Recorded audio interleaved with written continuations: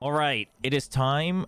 Oh, no, it's not, because we're going to pause the music. All right, it is time to do our pickems. It's the first pickems we're actually going to, like, do on stream / on record. The only other time I did it was week 2. I think we did this on stream. I think people were asking for it, so I just, like, went through it. But we kind of pushed that to the side this stage. We'll probably go back to doing it even during the regular stage in the future. But for playoffs, I mean, it's good fun. I like doing bracket pickems, honestly. It's a lot more fun than just week to week. But here we go. VCT Pacific entering playoffs. It's the full week. What is it? 5 days? 6 days? 5 days? 5 days of matches, just back to back to back to back. It is a pretty brutal schedule. It is a pretty brutal schedule. And with the teams that we have in playoffs, honestly, I don't think there's like an easy win or an easy like loss to predict, quite frankly. I mean, are there underdogs? Sure, there's underdogs and overdogs, but it's tough. And I mean, this side looks friggin' and of course, the first match, the very first match of playoffs, literally in less than 24 hours, Talon versus Nongshim Red Force. Now, here, let's do this, so we can look at, because I want to look at this. I want to. You have to be kidding me. No way.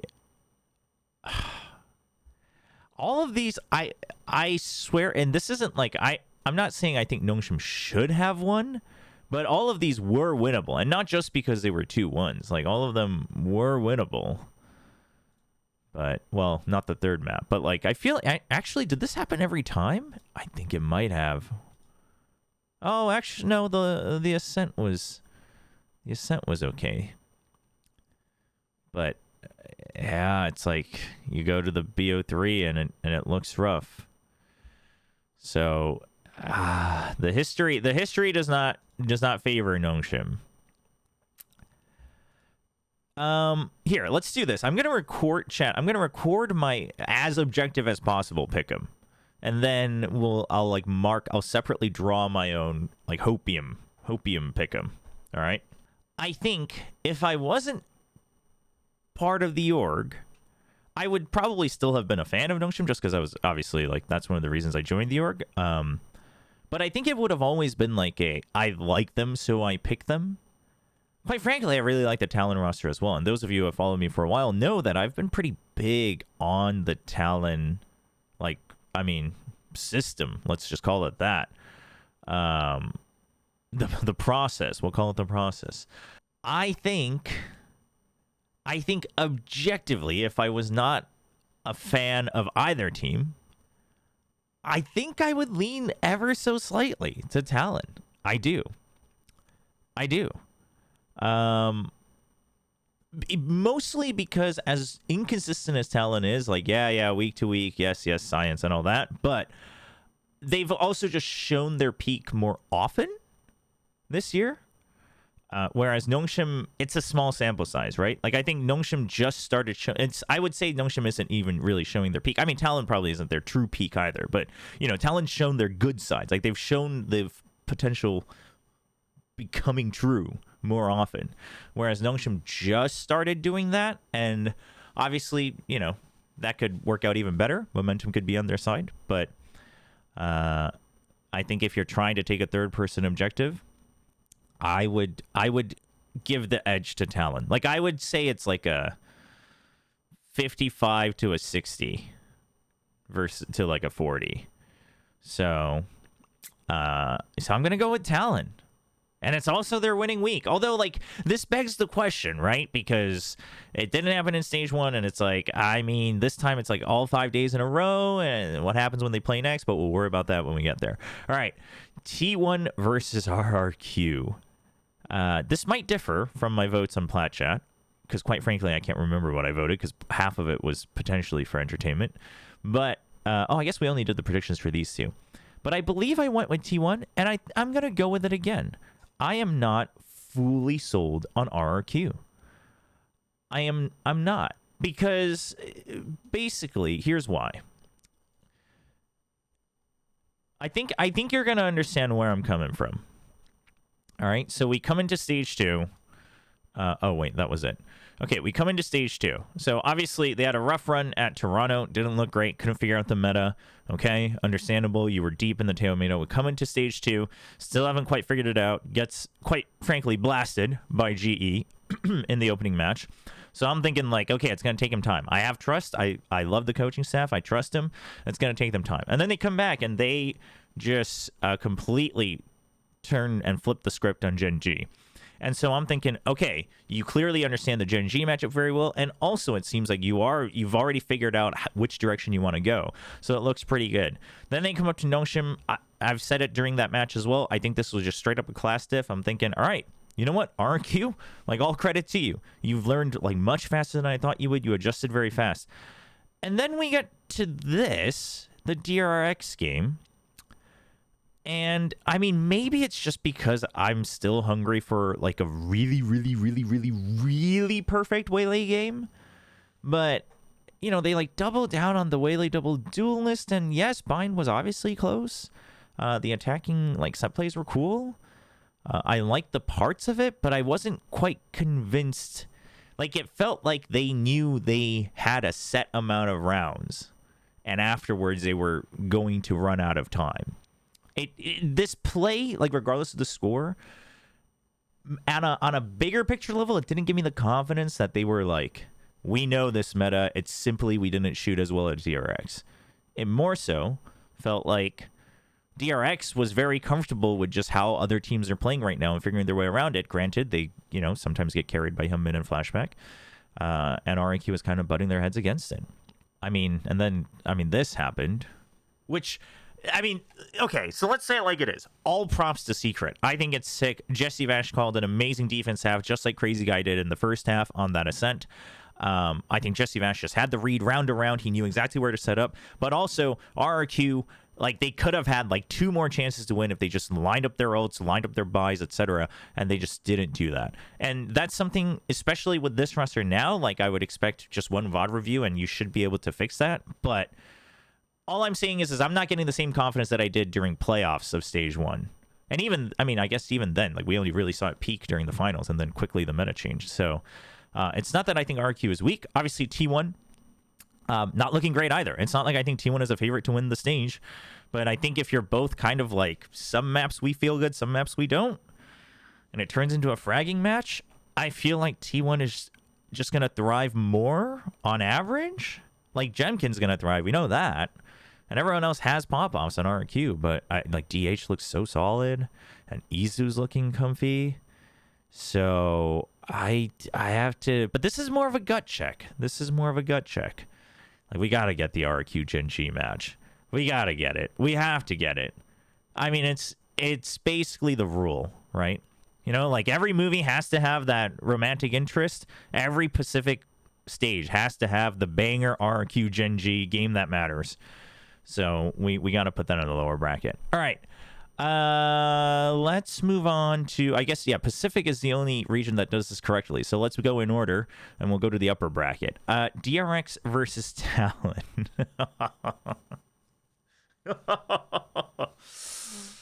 Oh, how do we feel? How do we feel, chat? Oh, Jonathan, you came at the wrong time. I mean, it's Termi versus Frost. I will say, I think, like, I honestly think the way that DRX is playing, I think Talon, on average, comes in with better specific plans for their matches, whether they actually execute it correctly or not. Irrelevant, right?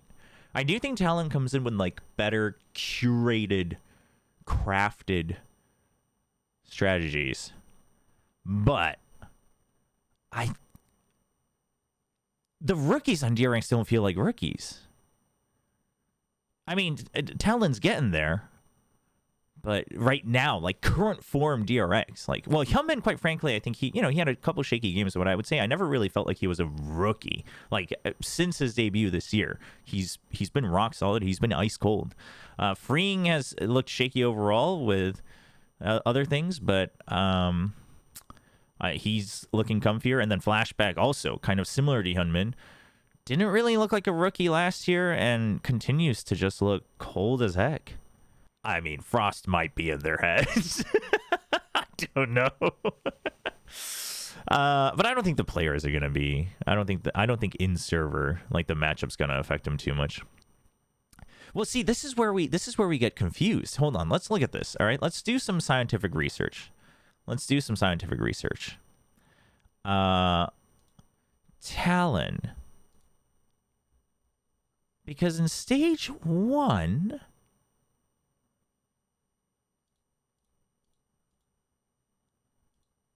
these were also... Yeah, see? These were back-to-back. So, while I was part of the crew that said it's actually week-to-week, I mean, I guess in playoffs it's back to match. But even aside from that, I think I favor DRX with how they're looking. But I will say, I don't think this is like a... I would say that percentage-wise, this actually, to me, feels like a 60-40. But I think if they played 10 times, the result would be a 5-5, if that makes sense. Like, the probability... Like, I favor DRX 6-4, but if they played 100 times, they each win 50 matches. So, this is a tough one. I think this... Out of all the possible matchups, I think this might be the most, like, volatile, in my opinion. And that mostly comes down to talent. But, dude, DRX looks... Honestly, I'm slowly getting cautiously hopeful about DRX. Like, I never thought Estrella's calling would pick up in speed. You know what I mean? Like, I thought there were always going to be these roadblocks that kept them from being, like, a top team. And while it's not perfected, it does seem like they've figured it out. So... I gotta give it to DRX. PaperX versus T1. I mean, listen, this one, it sounds crazy to say given the brands that we're talking about, but like, this one requires the least explanation, I think. All right, then we go down to the lower bracket again. Nongshim versus DFM. This one, I think Nongshim wins. The only thing I think for Nongshim here is if they do lose that first match, you know, is there a mental aspect to it? Maybe. But, I mean, DFM, I don't know what happened. I don't know what happened in this match. Not this one. I don't know what happened in this match. But they just played so scared. They played like they were playing... Like, I mean, I don't even know. They played like they were playing Prime Gen G, Fnatic, you know? Like, the best of the best. And that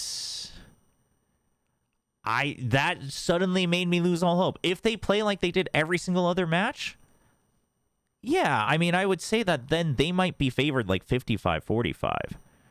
But even then, I would say that if you're going to assume DFM is playing their best, then let's assume that Nongshim is playing their best, which is like the last 2 matches, right?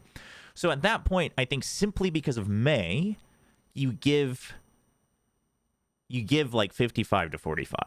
But I think that's really just May giving the edge rather than like, you know, I don't think DFM necessarily strategically trumps Nongshim. I don't think their style necessarily like has a benefit against Nongshim or anything like that.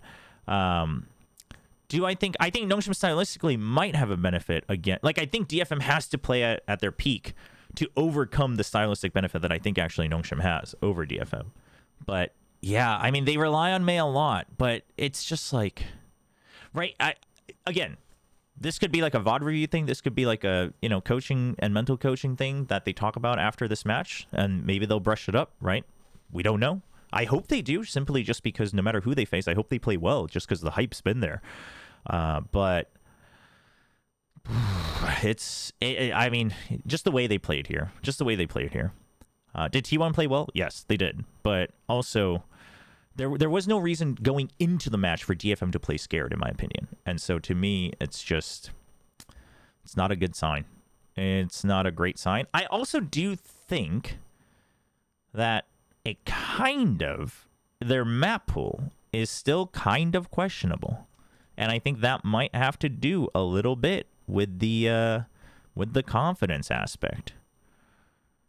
So, and then RQ versus Gen G. Oh God, Objectively, I mean, I want to know, chat. Objectively, who do you pick if they were to match up?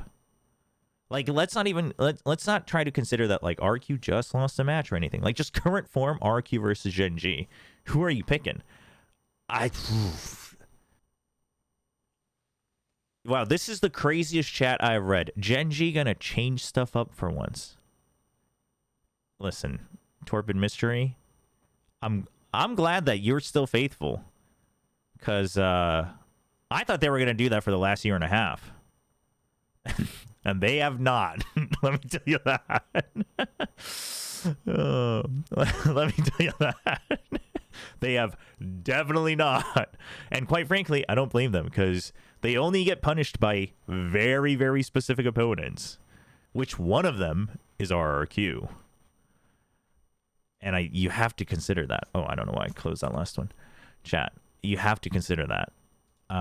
Obviously, we can't like watch the VOD right now, but quite frankly, remember how Gen G just had RQ's number last year?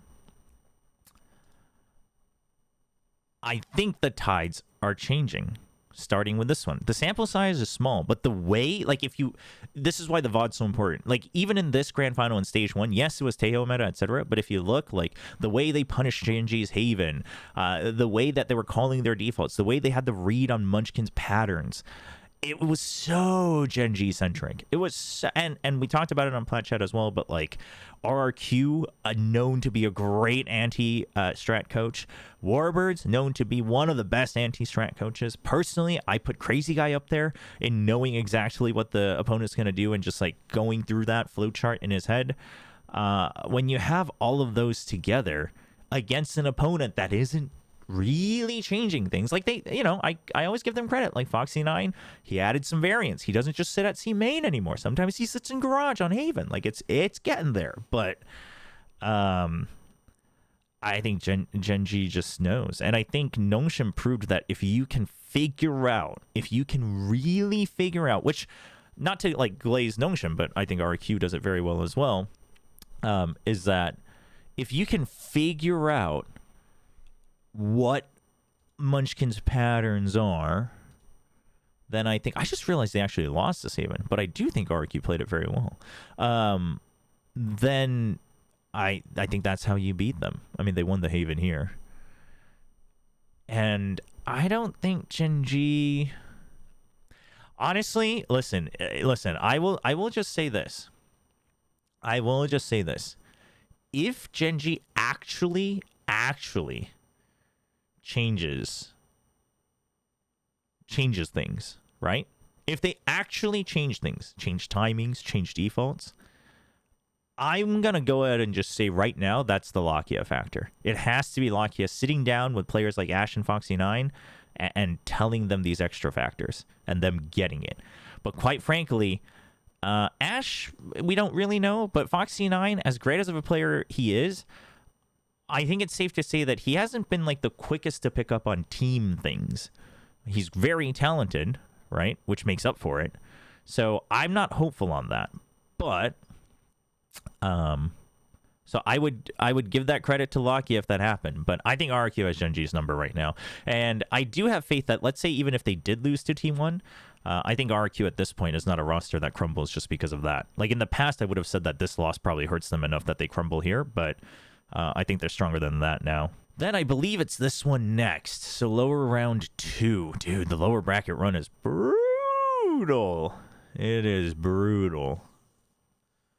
Oh, T1 Nongshim. Oh. Ooh.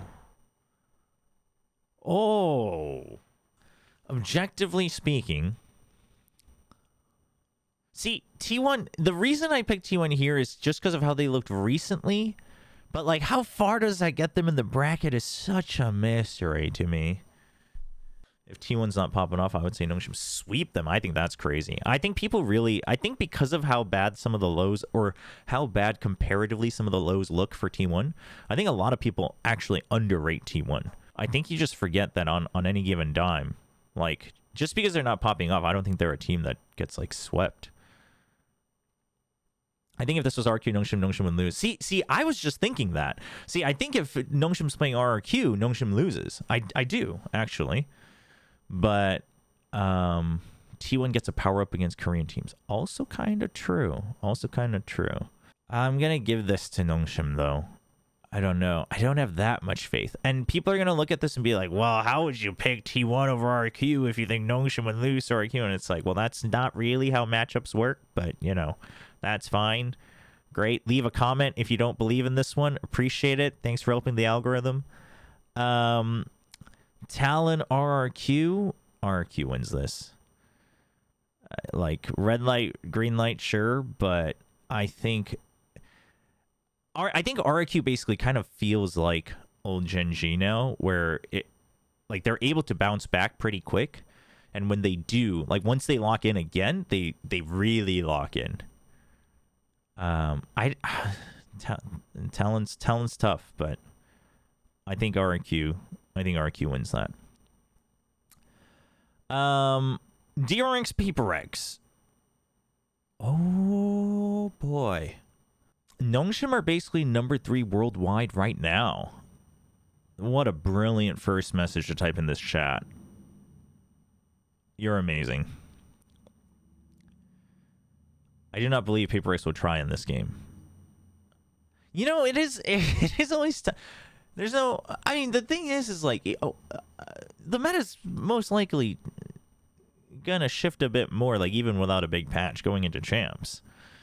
So there's no reason to, like... I mean, you don't have to pull out all the stops, but... I think PaperX wins this. I think they do. If you asked me why, honestly, this one, I have no idea why. I couldn't tell you.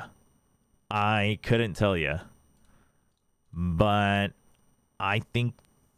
Honestly, I think it's just, like, overall form? That doesn't even seem that great, because I've talked about how DRX looks pretty good right now. But... I mean... Oh, actually... I tell you what, chat.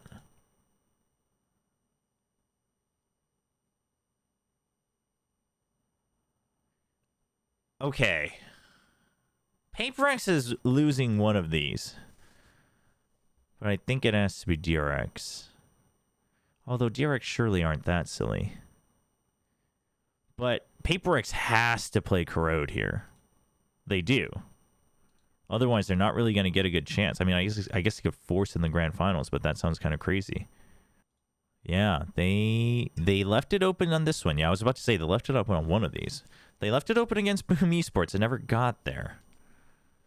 But I think they should be willing to play it. You have to get at least one rep in before champions, assuming you get there. Which PaperX, if they win one, they're in. So I think DRX wins. And in that case, Nongshim RQ, I've said it before.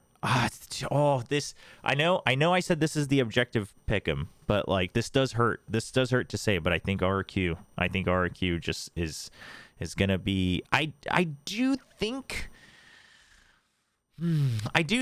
current Nongshim looks a lot better. Obviously, when they played against RQ, they were still very like slow and steady, traditional.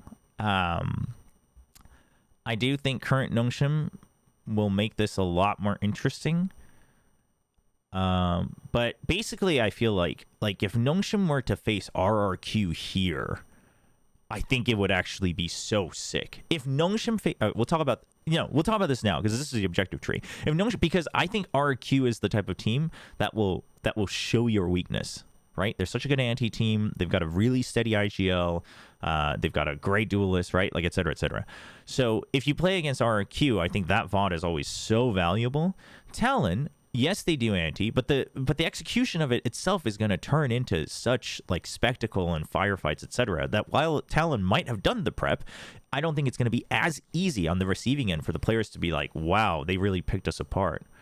And I think if they played RQ here, like, you would learn from it, but playing RQ here is rough. Oh man, that would hurt. Missing Tokyo by one match. Oh, that would hurt. For those who don't know, the Tokyo is just lower finals and grand finals. It's just 2 days, so that would hurt. But on that note, Paper X RRQ, BO5, BO5.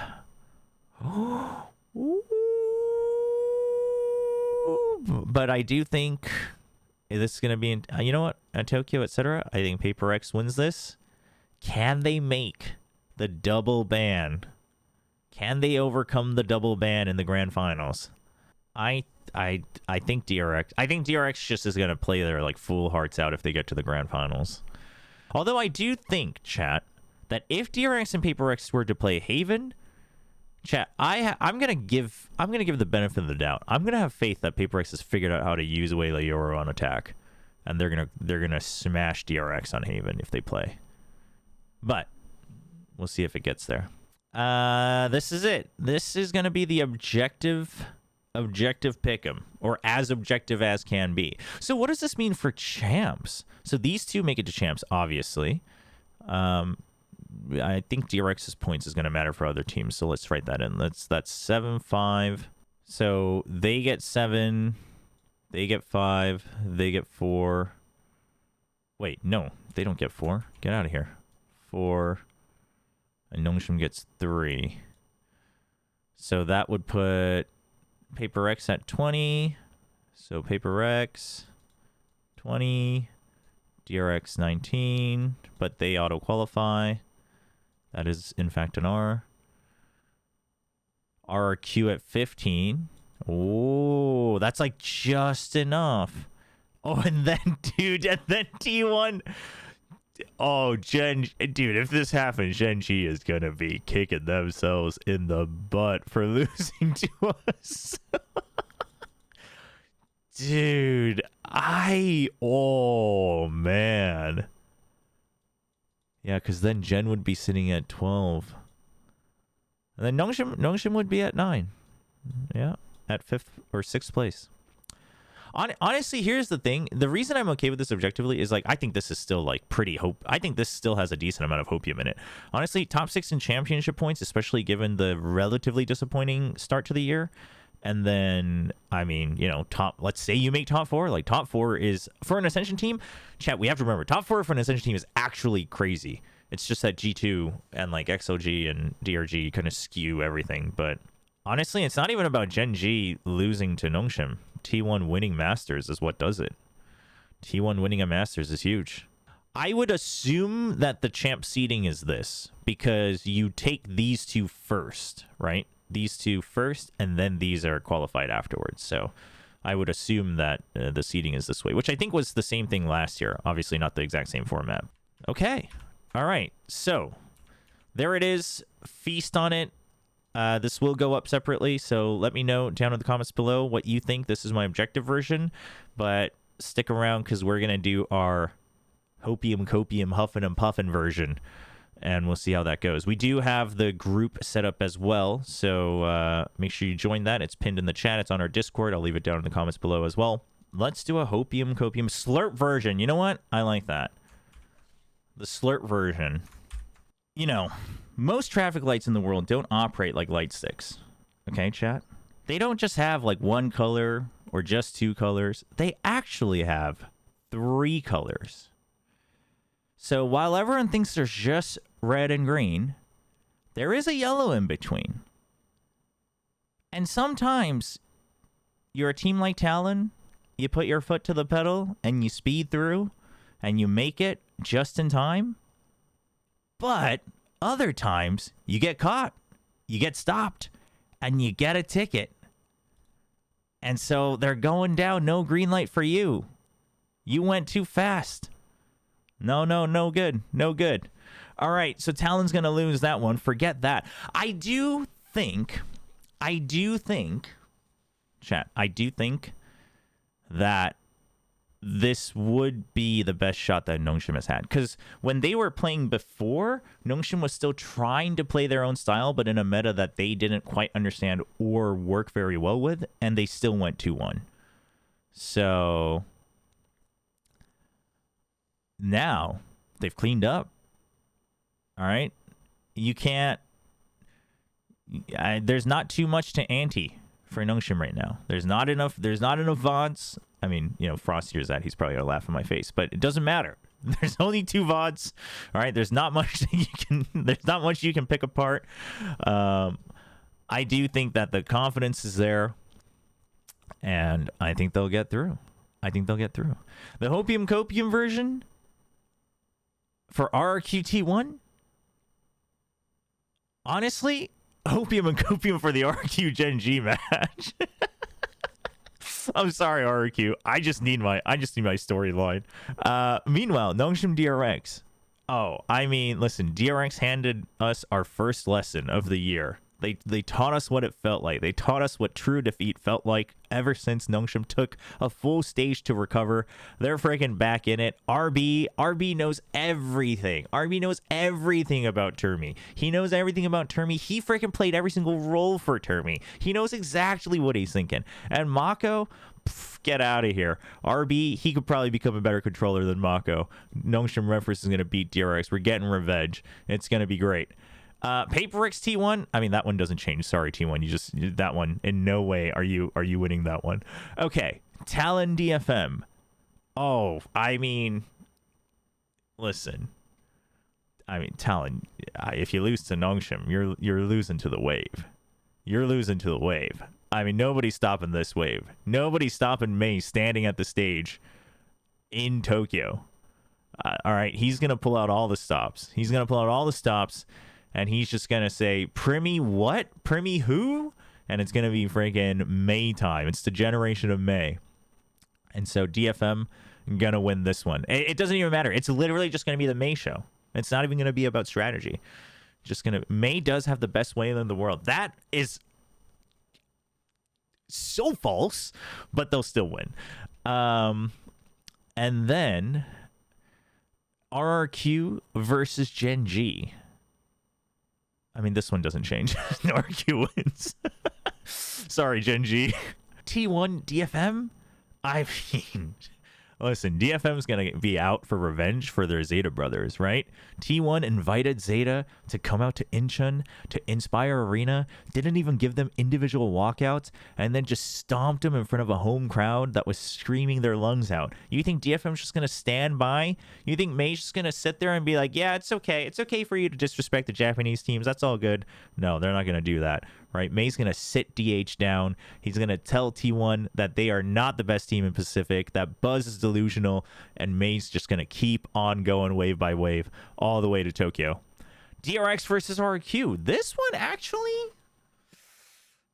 I mean, this one is analytical cinema. This is analytical cinema, in my opinion. I mean, I'm a bit of a bigger fan for RQ as a team.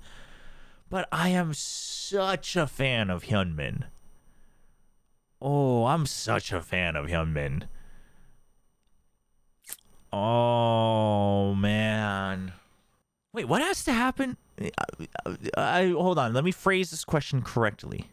What has to happen for, like, DRX plus Gen G or RQ to make it? They just both have to be top 4, huh? Like, only one of these can make it.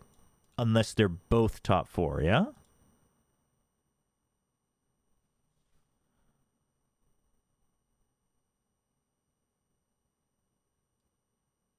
Oh, that's brutal. That's brutal. Oh, I mean, I guess, or if Nongshim and DFM both make top 4. Right. Right. And T1 would have had, but PaperX and T1 can't get to Grand Skit. Oh, I guess T1. Yeah. Oh, no, you're right. Yeah, but that's just not going to happen. So I have to pick and choose. I'm sorry, RQ, but I gotta see Hyunmin at an international again. I gotta see Hyunmin, dude. I'm so big on this guy. I'm so. Oh man, but I want to see RQ at an international where they actually have like. Oh man, that's crazy. That's crazy. You know what? Chat? No, this is the Hopium Copium, chat. Forget it. This is the Hopium Copium. This is the Hopium Copium. And you know why this is Hopium Copium? It's not because I think RQ is the underdog here. The reason this is Hopium Copium is because imagine the cinema. Imagine the cinema after Gen G overtakes DRX and PaperX in 2024. You know, T1 builds a Korean super team and wins Masters Bangkok. And it's like, oh man, VCT Korea, is it coming back again? And literally the only team in the top 4, only Korean team in the top 4 in stage 2 was actually Nongshim Red Force. Imagine. Oh, the storylines. Oh my goodness. Imagine. It'd be so good. It would be so good. Oh, you know what? That would be excellent. That'd be so good.